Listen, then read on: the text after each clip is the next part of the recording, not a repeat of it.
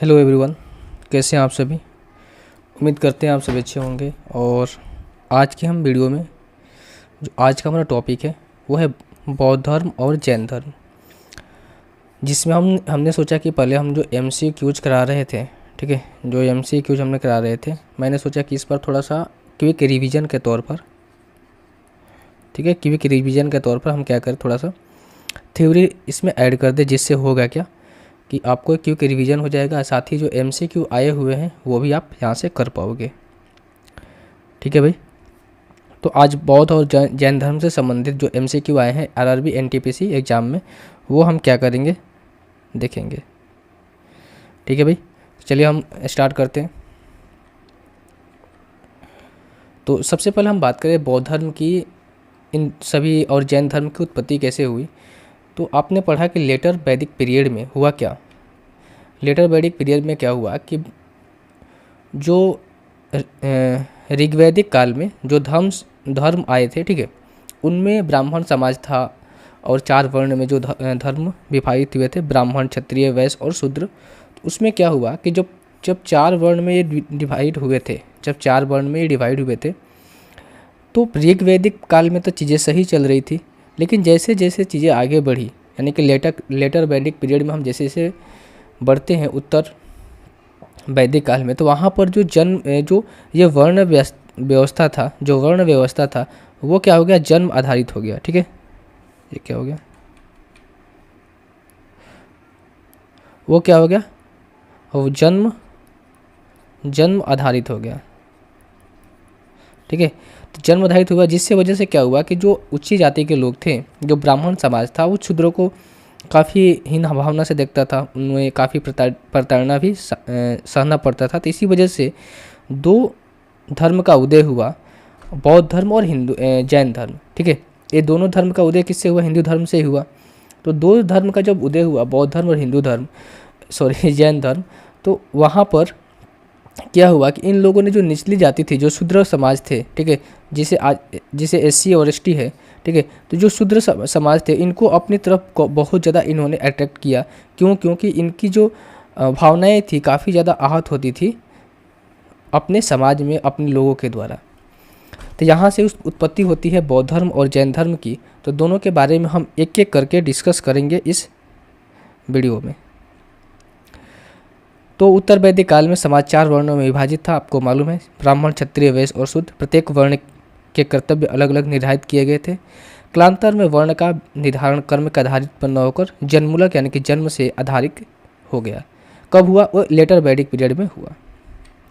इसके बाद ये हुआ कि वर्ण व्यवस्था में जो जितने ऊंचे वर्ण का होता था, ठीक है, वो उतना ही शुद्ध और सुविधिकारी समझा जाता था, और इस व्यवस्था में अपराधी जितने ही निम्न वर्ण का होता था, उसे उतने ही कठोर दंड की व्यवस्था दी जाती थी। यही सब कुरीतियाँ थी, काफ़ी सारे जो और चीज़ें थी, ठीक है, उनकी वजह से हालांकि अलग अलग और धर्म का भी विकास हुआ। ठीक है, बौद्ध धर्म और जैन धर्म का ही नहीं, अलग अलग और धर्म का ही भी विकास हुआ, लेकिन जो मूलतः जो सबसे ज़्यादा विकसित हुए वो हुए जैन धर्म और बौद्ध धर्म। ठीक है, तो हम पढ़ेंगे बौद्ध धर्म के बारे में, कुछ सामान्य परिचय जान लेते हैं बौद्ध धर्म की। तो बौद्ध धर्म के हम सामान्य परिचय की बात करें तो बौद्ध धर्म के संस्थापक किसको माना जाता है, गौतम बुद्ध को बौद्ध धर्म का संस्थापक माना जाता है।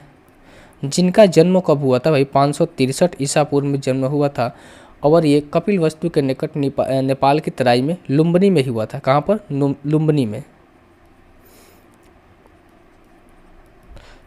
में हुआ था। हम बात करें इनके पिता की, तो इनके पिता के नाम क्या था, शुद्धोधन था। ठीक है, इनके पिता के नाम शुद्धोधन था। माता की नाम माया देवी था। ठीक है, महामाया देवी था। और महामाया देवी जो थी इनकी माता, 7 दिन के अंदर ही मृत्यु के प्राप्त हो गई थी। इनके बाद जो इनका पालन और पोषण किसके द्वारा किया गया भाई, ये किया गया गौतमी के द्वारा, जो इनकी मौसी बोल सकते हैं या फिर इनकी सौतेली माता थी। गौतम बुद्ध ने क्या किया, 16 वर्ष की आयु में इनकी शादी जो है होती है किससे, यशोधरा से, और इनसे एक बेटे की प्राप्ति होती है, राहुल नाम जिनका होता था। और 29 वर्ष की आयु में इन्होंने गृह त्याग कर दिया और ज्ञान के प्राप्ति में निकल पड़े, और जब गृह त्याग किया तो उस घटना को कहा गया महानिष्क्रमण। तो ये सारे इंट्रोडक्शन है, इनको हमने पीपीटी में लिखा हुआ है, आपको नोट डाउन करने की जरूरत नहीं है, इसकी पीडीएफ जो है आपको मिल जाएगी। फाउंडर की बात करें तो गौतम बुद्ध, इनको लाइट ऑफ एशिया के नाम से भी जाना जाता है। जन्म हुआ था 563 ईसा पूर्व कपिलवस्तु लुम्बिनी के अंदर। नाम इनका सिद्धार्थ था। प्रतीक क्या था? कमल और सांड। जब इनका जन्म हुआ था उस समय इनकी जन्म का प्रतीक हम बोलते हैं कमल और सांड को। इनके पिता का नाम शुद्धोधन था, शाक गण के मुखिया थे। माता का नाम महामाया देवी था, जिनके 7 दिन बाद मृत्यु हो गई, और प्रजापति गौतमी द्वारा पालन पोषण इनको किया गया। बात करें विवाह की तो 16 वर्ष की आयु में यशोधरा नामक एक युवती से विवाह हुआ। और यशोधरा कौन थी भाई? शाक्य कुल के कन्या थी, ठीक है, जिसे इनका विवाह हुआ।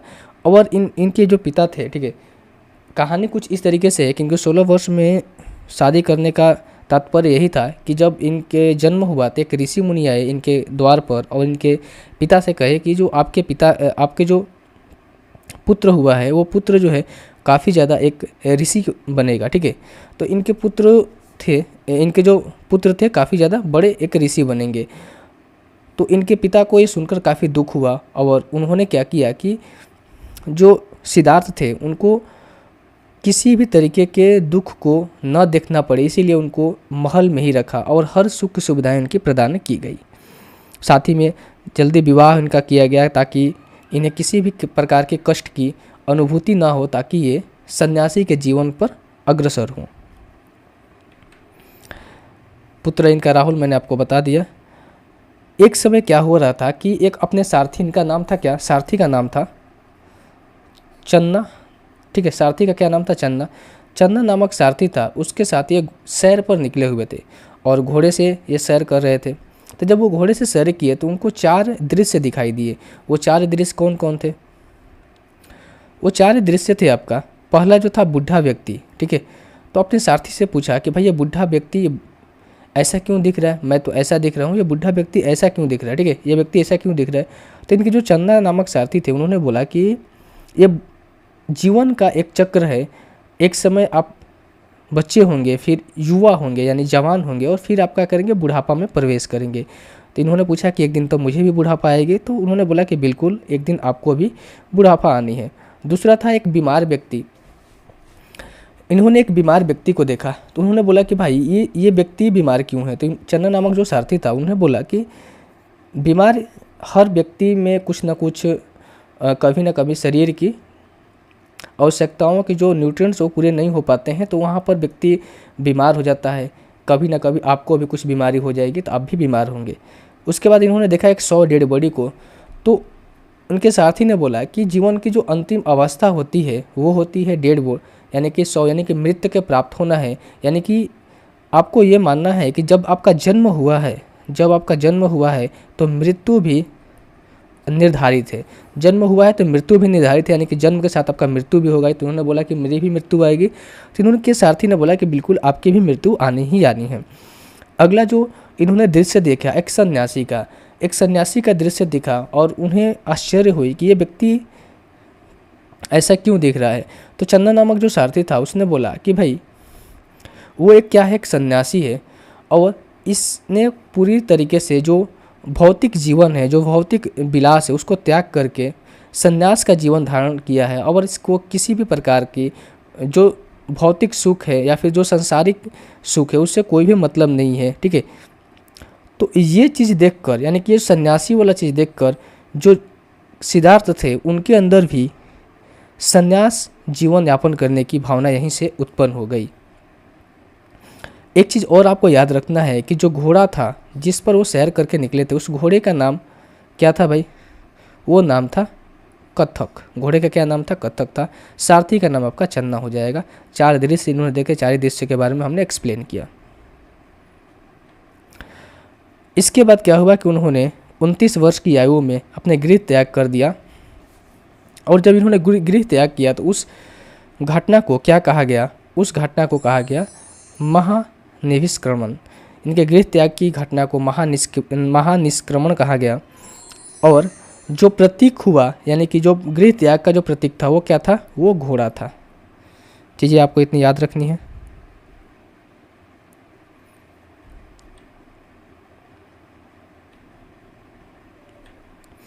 अगला हम देख लेते हैं ज्ञान की प्राप्ति। अगर हम बात करें, सबसे पहले इन्होंने जब 29 वर्ष की आयु में अपने गृह को त्यागा तो उस समय इधर उधर भटकने के बाद 6 साल तक इन्होंने इधर उधर भटका। उसके बाद क्या हुआ कि सर्वप्रथम वो कहाँ गए, वैशाली के अंदर गए, और वैशाली के अंदर इन्होंने किससे मुलाकात हुई, एक गुरु से मुलाकात हुई जिसका नाम था अलार कलाम। अलार कलाम से सर्वप्रथम इन्हें मुलाकात हुई और अलार कलाम के द्वारा इन्होंने सांख्य दर्शन की क्या लिखी, सांख्य दर्शन की दीक्षा ली। मैं यहाँ पर लिख देता हूँ, शायद मेंशन नहीं है, सांख्य दर्शन की शिक्षा ली। तो पहला गुरु कौन थे, प्रथम गुरु हो जाएंगे आपका कौन, अलार कलाम, और इनके द्वारा इन्होंने सांख्य दर्शन की शिक्षा ली। उसके उपरांत इन्हें ज्ञान की प्राप्ति जो स्थल हुआ, यानी कि कहाँ पर इन्हें ज्ञान की प्राप्त हुआ, तो इन्होंने ज्ञान के प्राप्त बोध गया के अंदर हुआ, जो कि निरंजना नदी के तट पर बोधि वृक्ष के नीचे या फिर पीपल के वृक्ष के नीचे इन्हें ज्ञान की प्राप्ति हुई। प्रथम उपदेश इन्होंने कहाँ दिया, प्रथम उपदेश इन्होंने सारनाथ में दिया, और स्थान था आपका 5 ब्राह्मण 5 वर्गीय, और घटना को कहा गया धर्म चक्र प्रवर्तन। सर्वाधिक इन्होंने उपदेश कहाँ दिया, श्रावस्ती के अंदर सर्वाधिक उपदेश इन्होंने दिए हैं। शिष्य की बात करें तो आनंद और उपाली इनके प्रिय शिष्य थे। महात्मा बुद्ध ने तपसम एवं मलिक नामक 2 शूद्रों को बौद्ध धर्म का सर्वप्रथम अनुयायी बनाया था। अगर आपसे पूछते हैं कि सर्वप्रथम अनुयायी किसको बनाया गया था, तो वो हो जाएगा आपका तपसम और मलिक को इन्होंने सर्वप्रथम अनुयायी बनाया, जो कि क्या थे, क्षुद्र थे। धर्म प्रचार का स्थल की बात करें तो धर्म प्रचार का स्थल आपका शाक्य, काशी, मगध, अंगवजी, कौशल राजा के द्वारा किया गया। जीवन का अंत की बात करें तो 483 ईसा पूर्व 80 वर्ष की आयु में वैशाख पूर्णिमा के दिन कुशीनगर, जो कि उत्तर प्रदेश में है, वहाँ इन्हें मृत्यु की प्राप्ति हुई, और इसको कहा गया महापरिनिर्वाण की प्राप्ति हुई। तो जो इनके गृह त्याग था उसको कहा गया महानिविष्क्रमण। जो अब इनका जीवन का अंत हुआ उसको बोला गया महापरिनिर्वाण। और वैशाख इनका जन्म और मृत्यु दोनों ही वैशाख पूर्णिमा के दिन हुआ था, इसीलिए उस दिन शायद गुरु पूर्णिमा मनाया जाता है। ठीक है, तो एक बार देख लीजिएगा, अगर सही हो तो कमेंट कर दीजिएगा।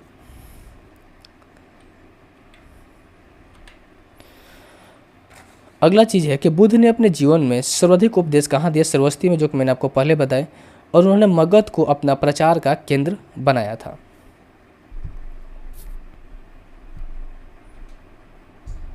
और जब इन्हें ज्ञान की प्राप्ति हुई तो ये किससे मशहूर हुए भाई, गौतम बुद्ध से मशहूर है। इससे पहले तो इनका नाम क्या था, सिद्धार्थ था। जब इन्हें ज्ञान की प्राप्ति हुई तो गौतम बुद्ध के नाम से प्रचलित हुए। महात्मा बुद्ध के प्रसिद्ध अनुयायी शासकों में बिंबिसार, प्रसेनजित और उदयन थे। मृत्यु से पूर्व कुशीनगर के परिव्रजक सुभद्र को उन्होंने अपना अंतिम उपदेश दिया। ठीक है, क्या उपदेश दिया उन्होंने, अच्छा ठीक है, मृत्यु के पूर्व उन्होंने कुशीनगर में परिव्रजक सुभद्र को उन्होंने अपना अंतिम उपदेश दिया था।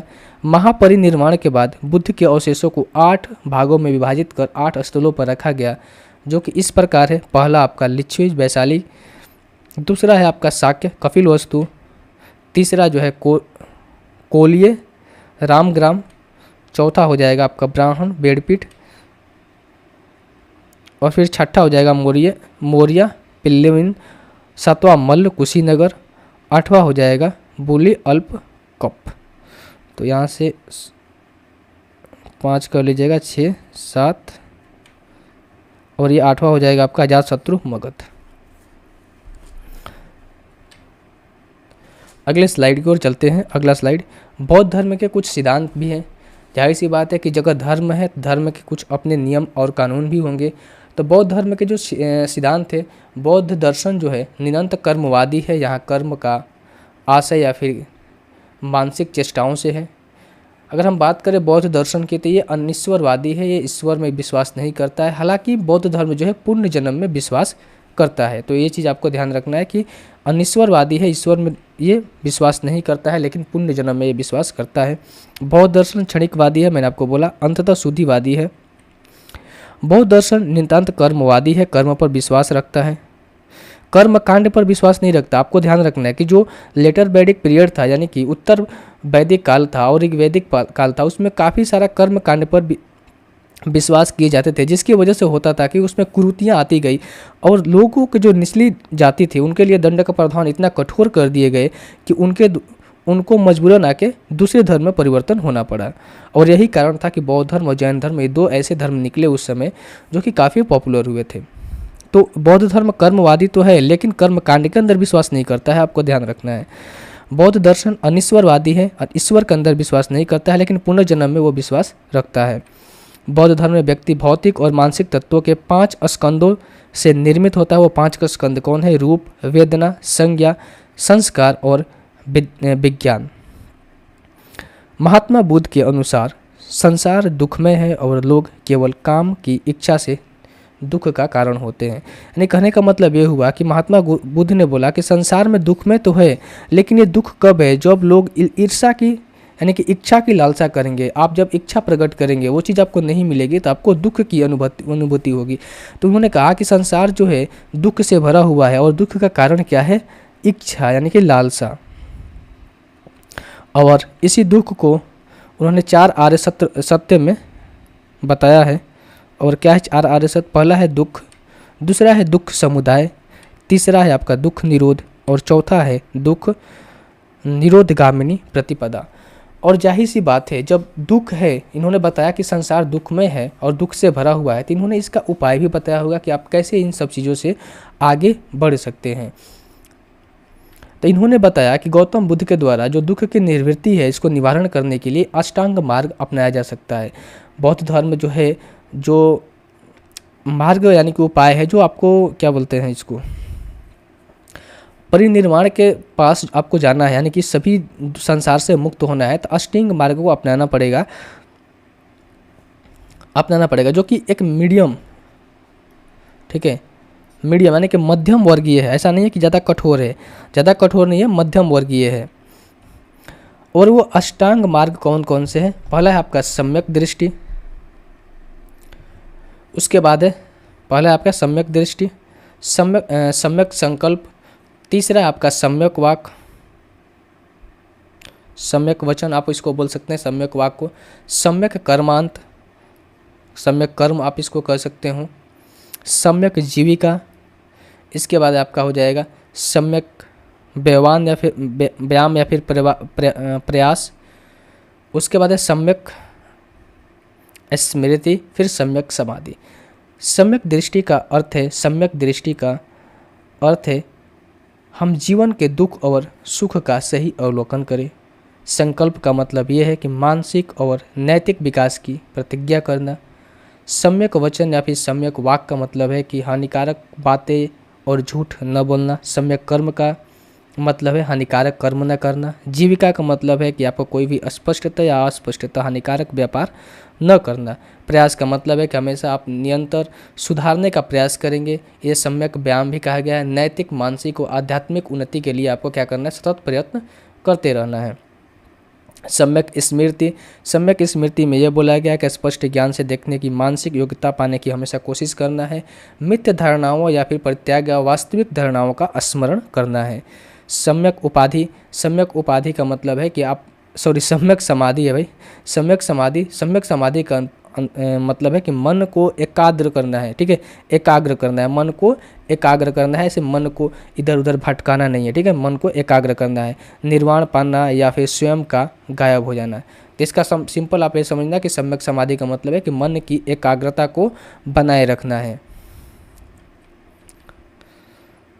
तो इसके बाद कुछ बौद्ध संगति हुई, जैसे बौद्ध धर्म का जो विकास हुआ, तो बौद्ध धर्म को और प्रचार प्रसार करने के लिए कुछ बौद्ध संगति हुई, जो कि प्रथम बौद्ध संगति हुई थी कहाँ पर हुई थी? 483 ईसा पूर्व में, और स्थान था राजगिरी और शासन किसका था? अजात शत्रु का। हालांकि आपको अध्यक्ष याद नहीं करना है, अगर आप याद करें तो काफ़ी बेटर है, ठीक है, लेकिन पूछता नहीं है हालांकि। तो प्रथम जो बौद्ध संगति हुई 483 में, इससे 100 साल बाद क्या हुई? द्वितीय बौद्ध संगति हुई, जो कि वैशाली के अंदर, और इस समय जो शासक था कालाशोक का शासन था। ये दोनों पूछ चुका है, इसीलिए मैं बोल रहा हूँ। इसके बाद चतुर्थ भी काफ़ी पूछता है। तृतीय बौद्ध संगति किसके हुए? पाटलिपुत्र में हुई, मोगली पुत्र तीर्थ के।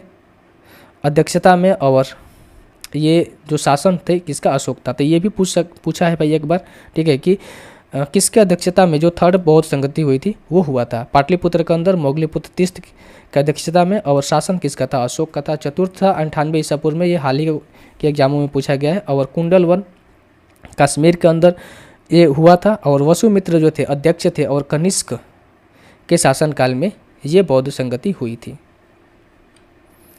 इसके बाद बौद्ध धर्म के प्रसार के कारण क्या था, तो महात्मा बुद्ध के मृत्यु के उपरांत उनकी शिक्षाओं को संकलित कर 3 पिटकों में विभाजित किया गया, जिन्हें कहा गया क्या, त्रिपिटक कहा गया है।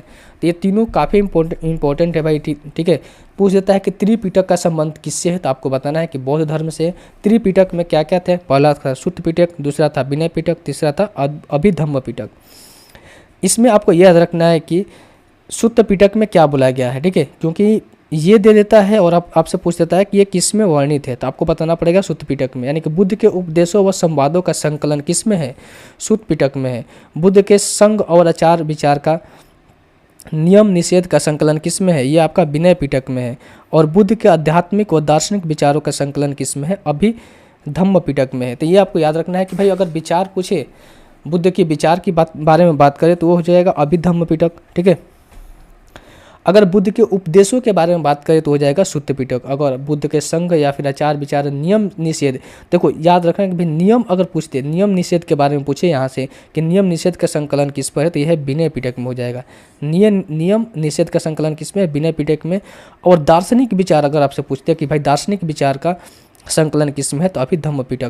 देखो धम्म से कुछ धम्म यानी कि धर्म से संबंधित कुछ साउंड आ रहा है ना, अभिधम्म, ठीक है। तो यहाँ से देखो दार्शनिक भी क्या, एक तरह से धार्मिक चीज़ें भी है, ठीक है।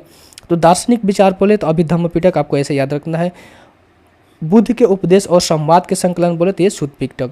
देखो संवाद से आपको याद रखना है कि जहाँ पर संवाद हो वहाँ से हमें सुत्त पिटक को देना है, ठीक है। जहाँ से संवाद हो तो उसकी वर्णन व्याख्या कहाँ पर आएगी, सुत्त पिटक में आएगी। जहाँ नियम की बात की तो वहाँ पर क्या जाएगा, विनय, क्योंकि विनय को नियम के साथ चलना अच्छा लगता है। जहाँ पर बात करें दार्शनिक विचारों की, दार्शनिक से अभिधम्म, यानी कि जहाँ दार्शन हो गया, जहाँ पर धर्म की स्थापना होगी, यानी कि अभिधम्म पिटक की। अब दार्शनिक विचारों का संकलन किसमें है, अभिधम्म पिटक में। सबसे बड़ा कौन सा है, सुत्त पिटक है। उससे छोटा कौन सा है, विनय पिटक। उससे छोटा कौन सा है आपका, अभिधम्म पिटक। तो ये स्लाइड काफ़ी इंपॉर्टेंट है भाई, इसको पढ़ लेना। आगे उन्होंने क्या बोला, अपने बुद्ध धर्म में जो सिद्धांत थे, यानी कि जो प्रिंसिपल थे, वो क्या था कि बौद्ध धर्म में दिवालिया दास या फिर ऋण न चुकाने वालों का संघ में जो प्रवेश था वो वर्जित कर दिया गया था। दूसरा, बुद्ध के पंचशील सिद्धांत का वर्णन छंदोबे उपनिषद में मिलता है। अगर आपसे पूछ दे, देखो ये इंपॉर्टेंट है भाई कि बुद्ध के पंचशील सिद्धांत का वर्णन कहाँ मिलता है, तो छंदोग्य उपनिषद में मिलता है। संघ में प्रवेश पाने के लिए गृहस्थ जीवन का त्याग करना और कम से कम 15 वर्ष की आयु होना चाहिए, और माता पिता से आपको आज्ञा मिलनी चाहिए। अगर माता पिता से आज्ञा नहीं मिले तो आपको संघ में प्रवेश नहीं दिया जाएगा। जन साधारणों की भाषा पाली को अपनाने से बौद्ध धर्म का प्रचार को बल मिला। देखो जो ऋग्वैदिक काल में जो धारणाएं थी और लेटर वैदिक पीरियड में जो धारणाएं थी, वहाँ पर जो भाषा का उपयोग किया गया था अपने ग्रंथों के लिए संस्कृत था, ठीक है। संस्कृत जो ऐसी भाषा थी, काफ़ी लोगों के बोल चाल या फिर समझने में नहीं आती थी। लेकिन बौद्ध और जैन धर्म ने क्या किया, बौद्ध धर्म ने प्राइमरीली क्या किया कि पाली भाषा को अपनाया, जिसे बोल चाल की भाषा बोलते हैं, ठीक है। इसी वजह से इसको काफ़ी ज़्यादा रीच मिला इस धर्म को फलने फूलने के लिए कम समय में। गृहस्थ जीवन में रहकर बौद्ध धर्म को मानने वालों को उपासक कहा गया, ठीक है। और बौद्ध धर्म के 3 प्रमुख अंग थे, बुद्ध, धम्म और संघ। ये भी इम्पोर्टेंट है भाई कि अगर पूछ दे कि बुद्ध, धम्म और संघ जो है बौद्ध धर्म के किससे संबंधित है, ये पूछता है किससे संबंधित है, तो आपको बताना है क्या है कि ये संबंधित है किससे, बौद्ध धर्म से संबंधित है। बुद्ध के निर्माण के 200 साल बाद प्रसिद्ध मौर्य शासक अशोक ने बौद्ध धर्म को ग्रहण किया और इसको युग परिवर्तन का घटना बोला गया, ठीक है।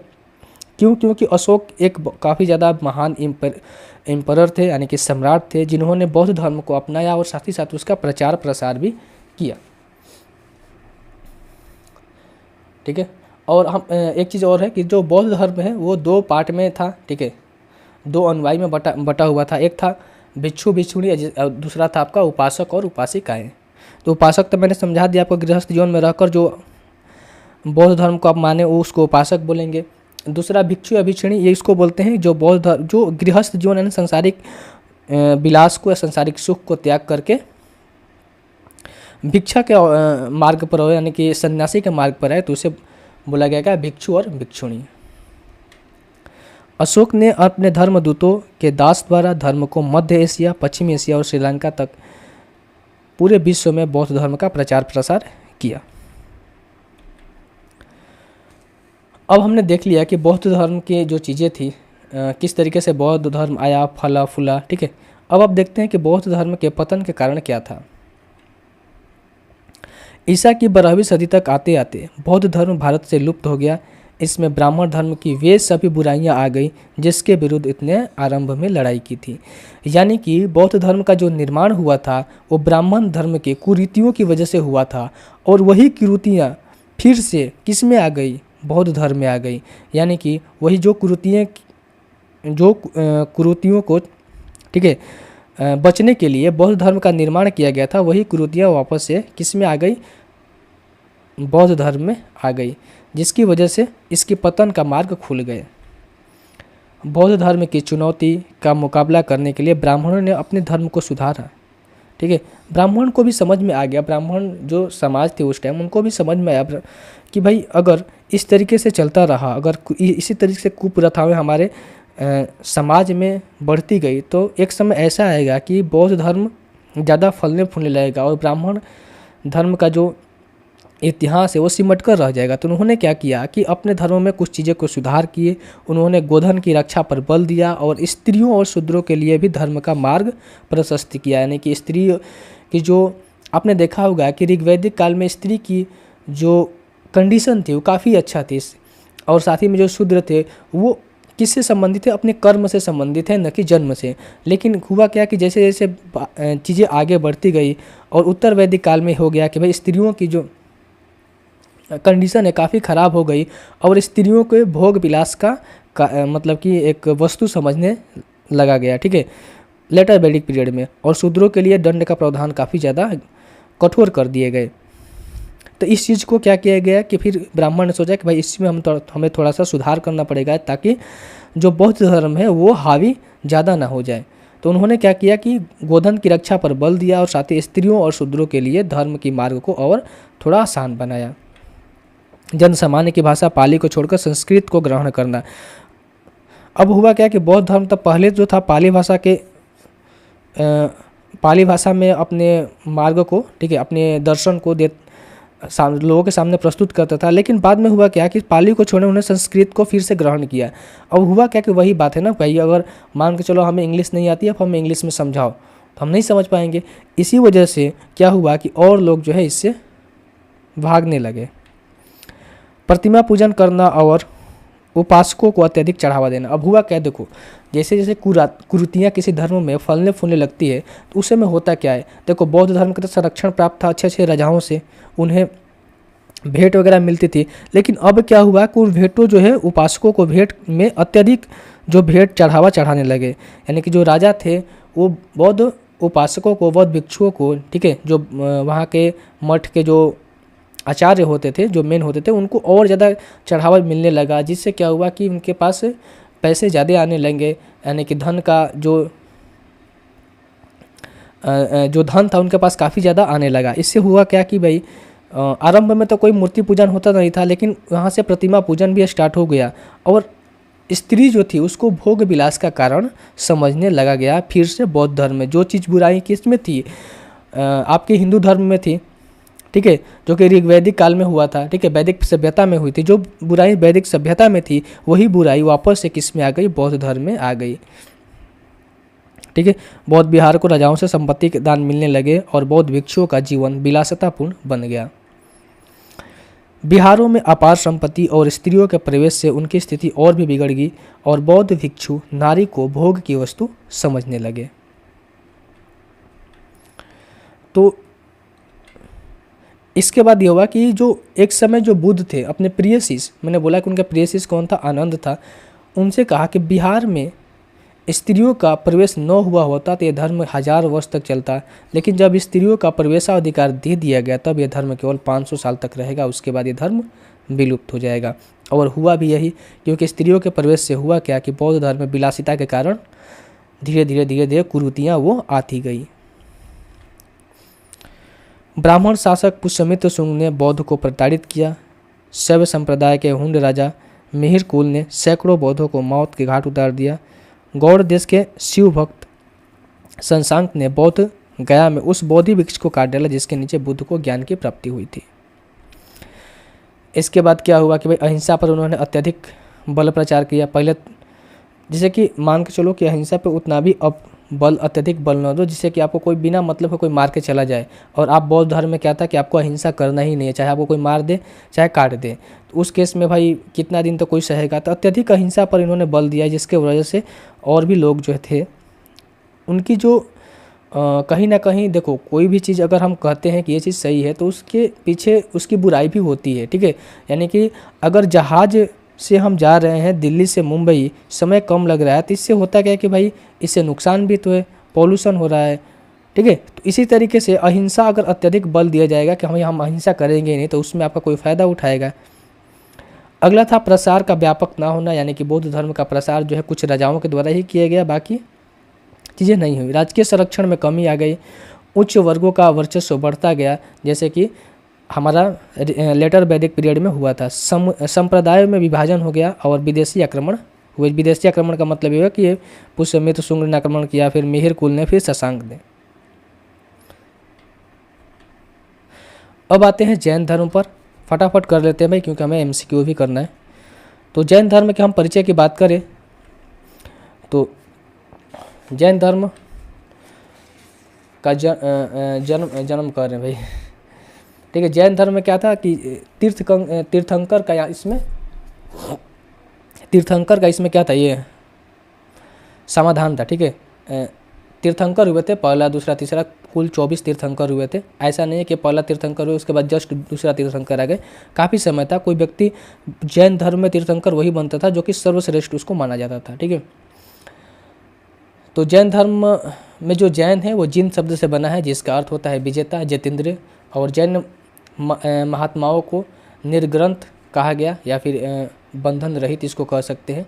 जैन धर्म में अशिष्टता को तीर्थकर कहा गया है, अधिशिष्टता को, अशिष्टता नहीं अधिशिष्टता। मैंने बताया कि जैन धर्म का शब्द जो है जिन से बना है और इसका अर्थ विजेता होता है। जैन धर्म के प्रथम तीर्थकर ऋषभ देव या फिर आदि नाथ थे। इन्हें अरेस्टिनेमी का उल्लेख ऋग्वेद में मिलता है। जैन धर्म के 22वें तीर्थकार अरेस्टिनेमी को ऋग्वेद में वासुदेव कृष्ण का भाई बताया गया है। जैन श्रुतियों के अनुसार पार्श्वनाथ जो कि 23वें तीर्थंकर थे, 100 वर्ष की आयु में सम्मेत पर्वत पर निर्वाण का प्राप्त हुआ। और पार्श्वनाथ द्वारा प्रतिपादित 4 महाव्रत थे जो कि सत्य, अहिंसा, अपरिग्रह और अस्तेय था।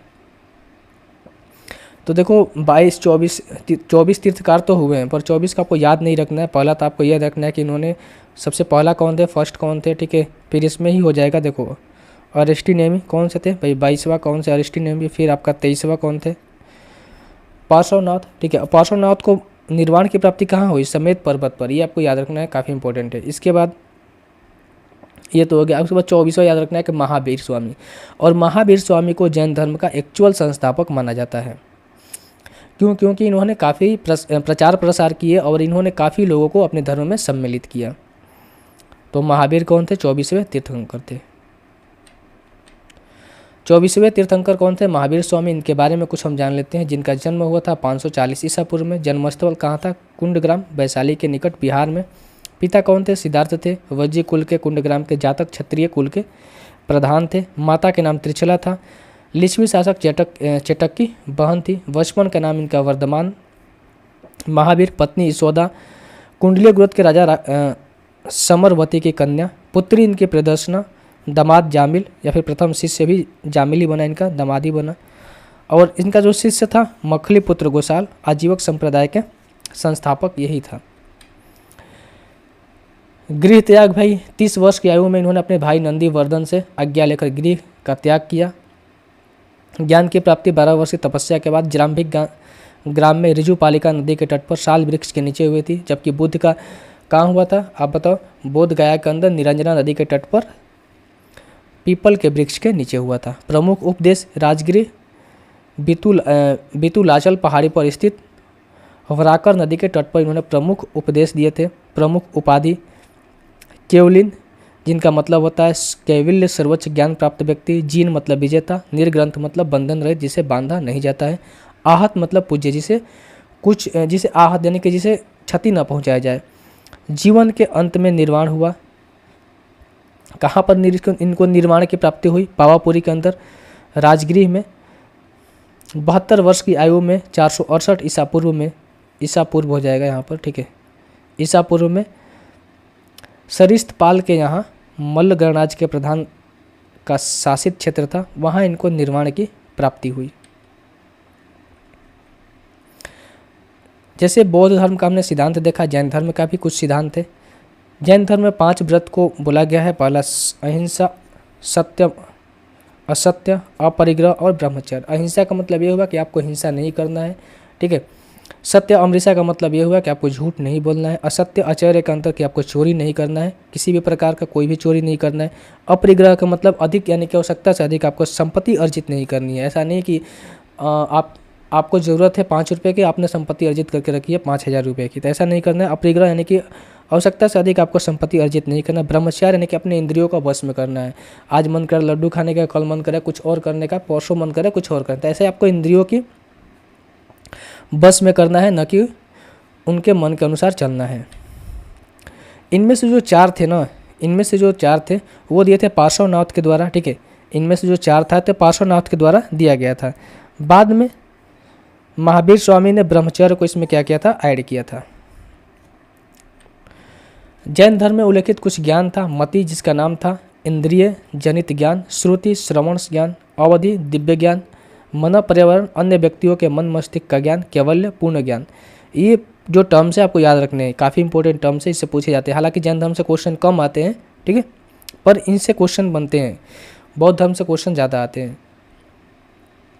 मोक्ष पाने के लिए इन्होंने 3 चीज़ें बताई थी: सम्यक ज्ञान, सम्यक ध्यान और सम्यक आचरण आवश्यक है मोक्ष पाने के लिए आपको। जबकि उसमें मोक्ष पाने के लिए क्या था? अष्टांगी मार्ग का बोला गया था। किसमें? बौद्ध धर्म में, ठीक है। बौद्ध धर्म में क्या अष्टांगी मार्ग को अपनाएंगे तो आप मोक्ष की प्राप्ति करेंगे। जैन धर्म में मोक्ष प्राप्ति के लिए सम्यक ज्ञान, सम्यक ध्यान और सम्यक आचरण थे। जैन धर्म में युद्ध और कृषि दोनों को वर्जित किया गया है। क्यों? क्योंकि दोनों में जाने जाती है। और जैन धर्म जो है पूरी तरीके से अहिंसा के खिलाफ है। जैन धर्म पुनर्जन्म और कर्मवाद में विश्वास करता है। और सेम बौद्ध धर्म भी जैन पुनर्जन्म और कर्मवाद में विश्वास करता है, न कि कर्म कांड में। ध्यान रखना है, न कि कर्म कांड में, ठीक है। और इन्होंने ईश्वर में विश्वास नहीं रखते हैं। जैन धर्म के उपदेशों का प्रचार प्रसार के लिए महावीर ने अपने अनुयायियों का एक संघ बनाया, जिसमें स्त्री और पुरुष दोनों का स्थान मिला। और महावीर में के अनुयायियों की संख्या कितना बताई जाती है? 14,000 बताई जाती है। निर्वाण की प्राप्ति इनकी कहाँ हुई? तो निर्वाण की प्राप्ति की बात करें तो राग, द्वेष या अस्थि के बंधन से मुक्त। अच्छा, निर्वाण क्या होता है? निर्वाण तो मैंने आपको बता दिया कि निर्वाण की प्राप्ति हुई थी पावापुरी में। इन्होंने 72 वर्ष की आयु में 468 ईसा पूर्व, ठीक है।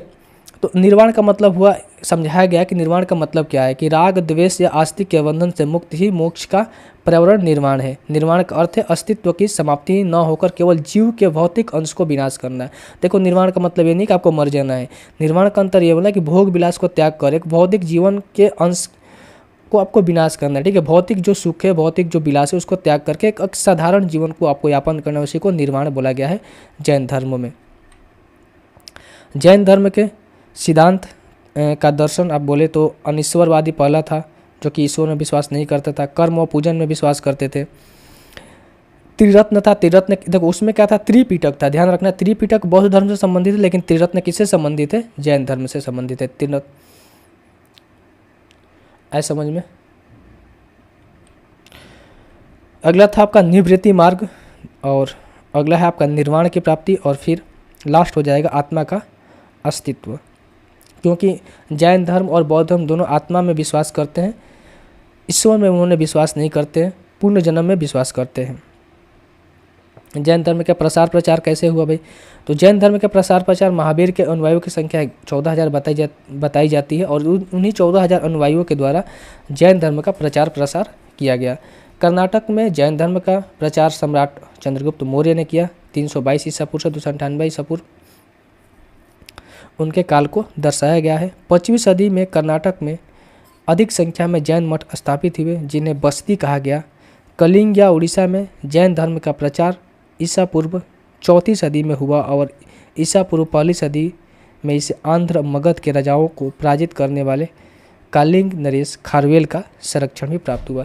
तो संरक्षण तो देखो बौद्ध धर्म में भी प्राप्त हुआ था राजाओं का, और जैन धर्म में भी संरक्षण प्राप्त हुआ था राजाओं का। जैन धर्म जो है 2 पार्ट में डिवाइड हो गया, एक तो श्वेतांबर था, एक दिगंबर था। तो देख लेते हैं कि श्वेतांबर किसको बोलते हैं।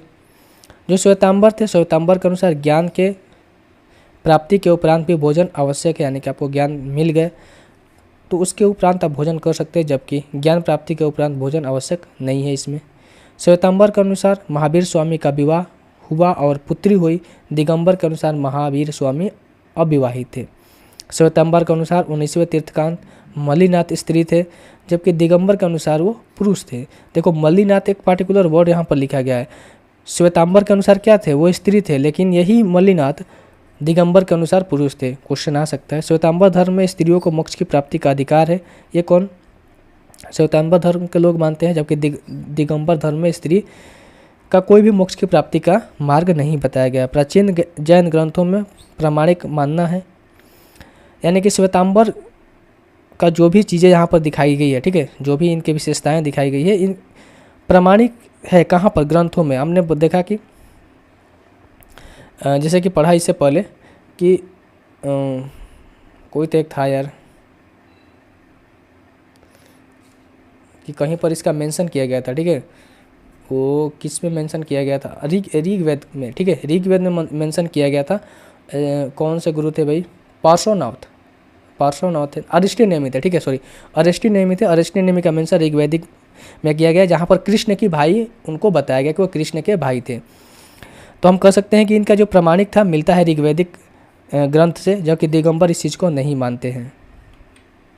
जैन धर्म की सफलता का कारण क्या था? जैन धर्म की सफलता का कारण था आपका महावीर स्वामी का व्यक्तित्व तथा प्रसार, आम जनता की भाषा का प्रयोग, वैवाहिक तथा नैतिक सिद्धांत। सभी जातियों को जैन धर्म का अनुकरण करने का अवसर मिला। लगन के साथ प्रचार, साहित्य और राजाओं का संरक्षण प्राप्त हुआ। जैन धर्म का योगदान क्या था संस्कृति के अंदर? तो योगदान काफ़ी सारा था भाई। पहले तो अहिंसा का सिद्धांत उन्होंने दिया, मंदिर निर्माण और मूर्ति कला भवन निर्माण करे, लोक भाषा में साहित्य रचना किए, प्राकृत, संस्कृत, कन्नड़ और तमिल आदि क्षेत्रों में भाषाओं की रचना की, जाति व्यवस्था का विरोध कर प्रथाओं पर प्रहार, महिला और शूद्र का उत्थान किया, ब्राह्मण धर्म की कुप्रथा का पर प्रहार किया, अमाजन को सहज सरल धर्म मिला और आम जन को सहज सरल और धर्म मिला, अहिंसा का अत्यधिक प्रचार किया। अहिंसा देखो दोनों में कॉमन है। अब यहाँ पर कुछ तीर्थंकर थे जो कि 24 तीर्थंकर है। आपको 24 के 24 नहीं याद रखना है। पहला आपको याद रख सकते हैं, दूसरा याद रख सकते हैं, फिर आपको याद रखना है, और इधर कुछ याद नहीं रखना है। हालांकि आ जाए तो फिर अलग ही बात है। 24 आपको याद रखना है, पार्श्वनाथ याद रखना है कि नेमिनाथ याद रखना है। तो ये 1 2 3 4 5 आपको याद रखना है। ऋषभदेव संस्थापक थे, प्रतीक बैल था। अजित नाथ कौन से? हाथी प्रतीक था, दूसरा थे। नमीनाथ जो 22वां था, शंख, और इन शंख जो थे इनके प्रतीक थे, ठीक है। नमीनाथ के प्रतीक कौन थे? शंख थे। पार्श्वनाथ कौन थे? 23वें क्या बोले यार, 23वें तीर्थंकर थे, ठीक है। ये यहाँ पर गलत है भाई, अरिष्टनेमी होगा ना।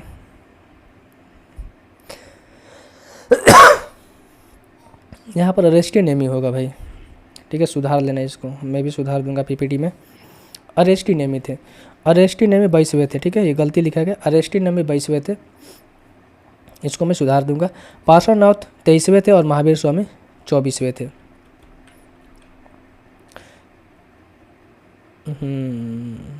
यहाँ पर प्रमुख तीर्थंकर है, उनके नाम आपको याद रखने हैं, अभी मैंने आपको बताया।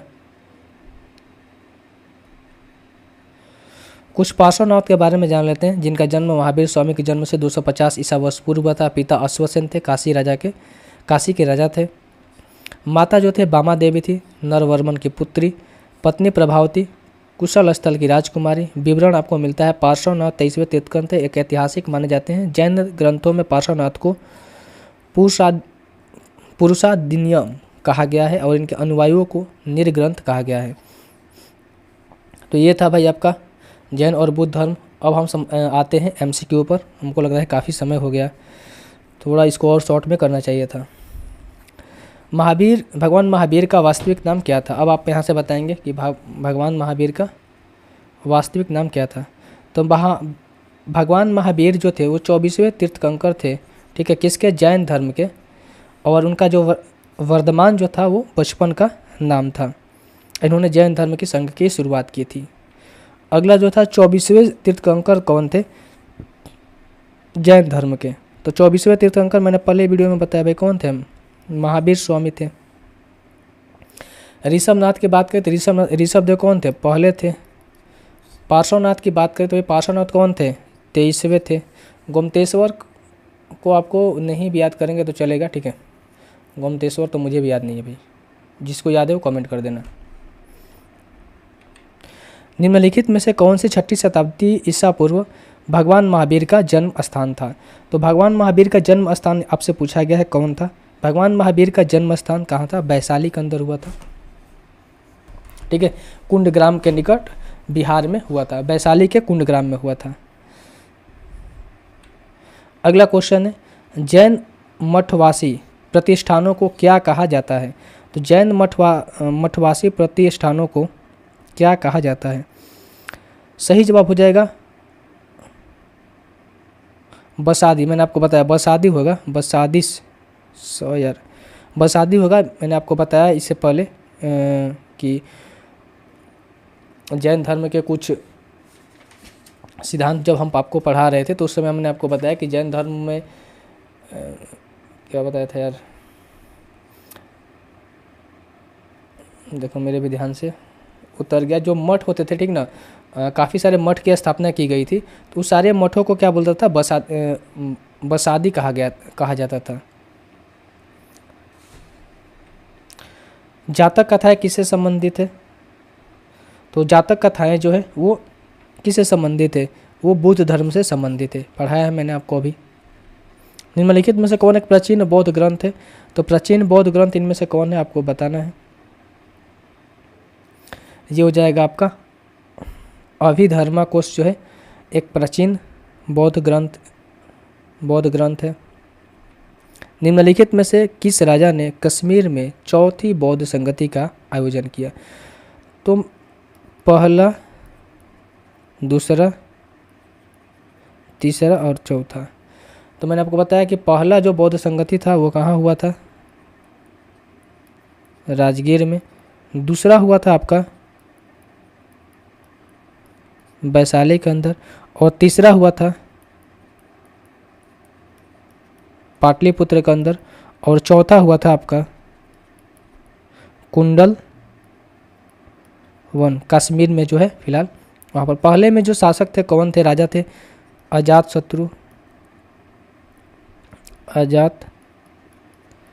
शत्रु। दूसरा में राजा कौन था? कालाशोक। तीसरा में राजा कौन था भाई? अशोक। और चौथा में राजा कौन था? कनिष्क। ठीक है, ये चीज़ मैंने आपको बताई। आपसे पूछा गया है कि कश्मीर में जो चौथी बौद्ध संगति हुई थी उस समय राजा कौन था? तो उस समय राजा कौन था चौथी बौद्ध संगति में? कनिष्क जो थे वो राजा थे। अब इनके कब हुआ था ये भी आपको ध्यान रख दो। जो पहला हुआ था 483 BC में, और इससे 1 साल बाद हुआ, 100 साल बाद हुआ था 383 BC में ये हुआ था। ये कब हुआ था? 250 BC में आपका, और ये हुआ था 98 BC में। तो कालक्रम भी आपको याद रखना है।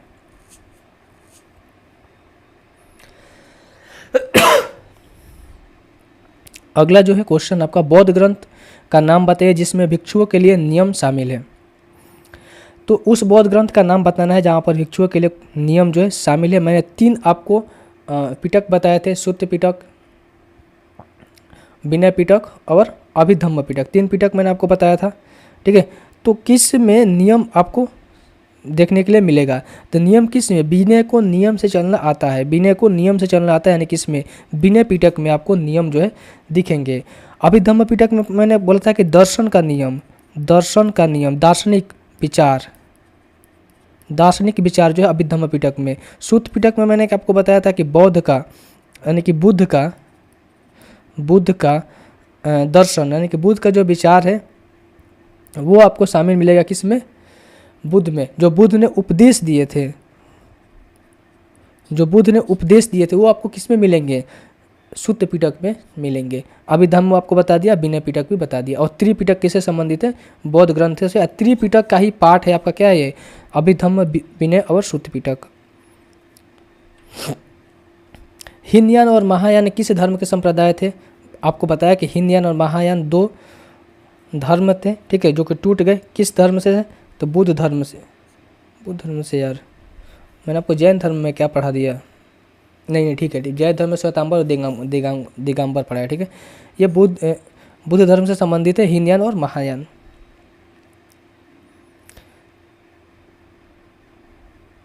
थोड़ा सा समझ लेते हैं, शायद मैंने आपको बताया नहीं है। हीनयान जो देखो, महायान जो था ना, महायान जो संप्रदाय थे, जो बौद्ध में मूर्ति पूजा को प्रोत्साहित किए। देखो, महायान जो थे मूर्ति पूजा को प्रोत्साहित किए, और हीनयान जो पहले से चला आ रहा था कि मूर्ति पूजा आपको नहीं करना है, ठीक है, उसी को ये आगे बढ़ाए। तीसरी बौद्ध परिषद किसके द्वारा की गई थी?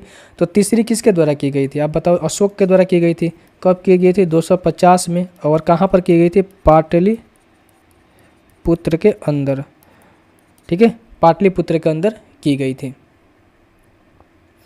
और इस समय अध्यक्ष कौन थे? तो मोगलीपुत्र थे। मोगलीपुत्र अध्यक्ष हो जाएंगे, ठीक है। अगर हम बात करें अध्यक्ष की, मोगलीपुत्र जो है अध्यक्ष हो जाएंगे। अगला क्वेश्चन, गौतम बुद्ध का जन्म कहाँ हुआ था? गौतम बुद्ध का जन्म लुम्बिनी में हुआ था। भारत के किस राजा को हम करला नामक संरक्षित बौद्ध गुफाएं पा सकते हैं? तो ये हो जाएगा आपका महाराष्ट्र में। भारत के किस राज्य में हम करला नामक संरक्षित बौद्ध गुफाएं पा सकते हैं? महाराष्ट्र के अंदर है।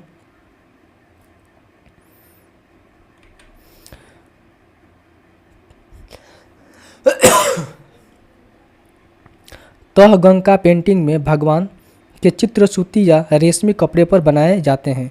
तो आपको बताना है कि डैश में क्या होगा। सही आंसर हो जाएगा आपका विष्णु।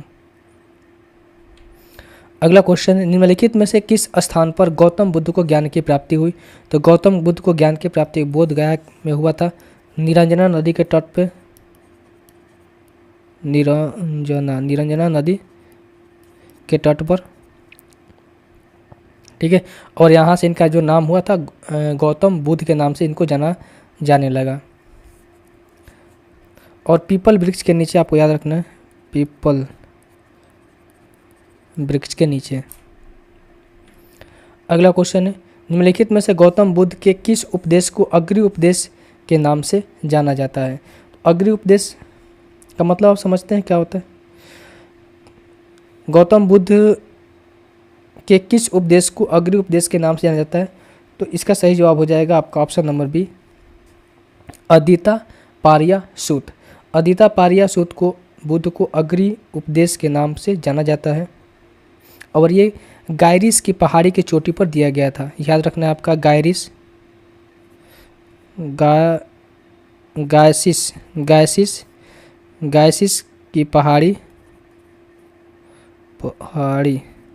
की पहाड़ी की चोटी पर ये दिया गया था। और बुद्ध ने 5 भिक्षुओं को ये उपदेश दिया, ठीक है। बुद्ध ने 5 भिक्षुओं को क्या था? ये उपदेश दिया था।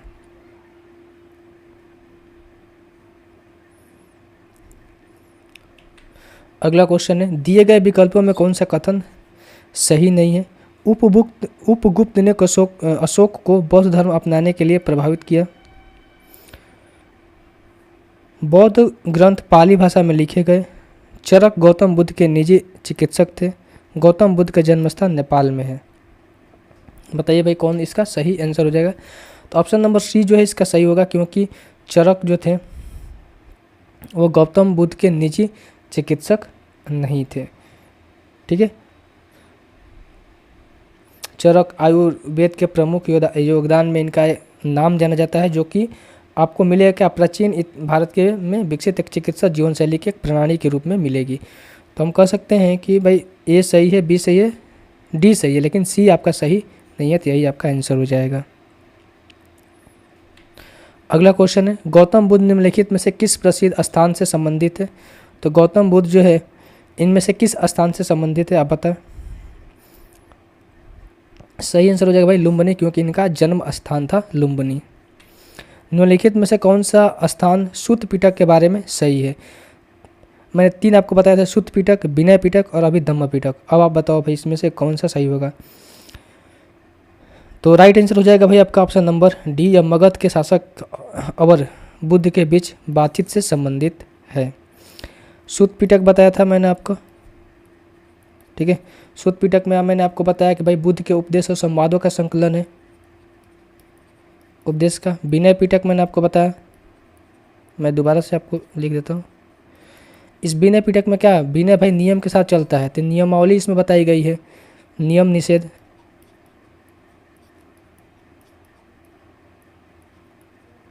नियम निषेध। इसके बाद अभिधम्म पिटक,